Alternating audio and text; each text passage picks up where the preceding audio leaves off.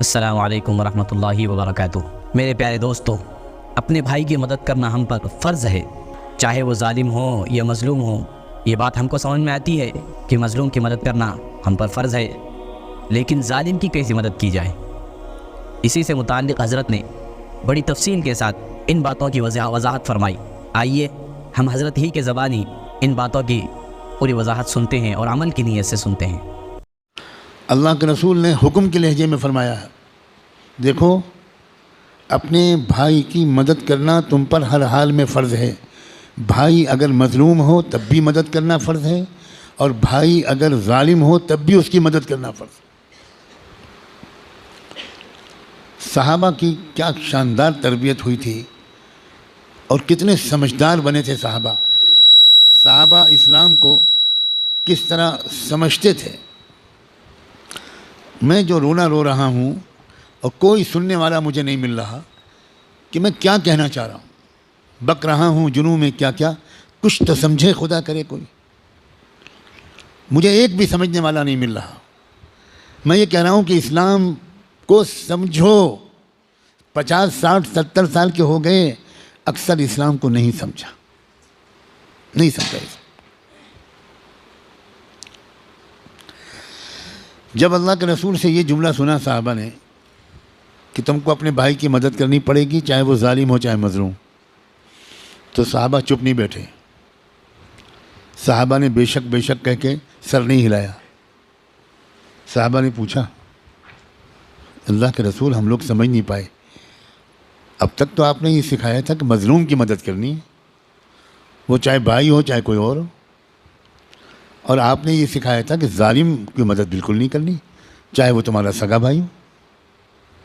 آج آپ فرما رہے ہیں کہ تم کو ہر حال میں بھائی کی مدد کرنی ہے، چاہے ظالم ہو چاہے مظلوم۔ تو یہ تو عجیب سی بات آپ فرما رہے ہیں، ہمیں اور سمجھائیے۔ یہ ہے سننے والے، یہ نہیں کہ بیوقوفوں کی طرح سنتے رہیں۔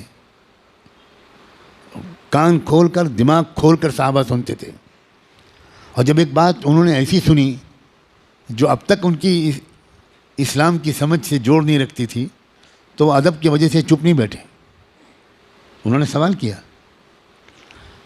میں تو سوچتا ہوں کہ اللہ کے رسول صلی اللہ علیہ وسلم ان کا یہ سوال پوچھنے سے بے پناہ خوش ہوئے ہوں گے، کیونکہ آپ کو یہ لگا ہوگا کہ میری محنت ضائع نہیں جا رہی اور یہ لوگ اسلام کو سمجھ رہے ہیں۔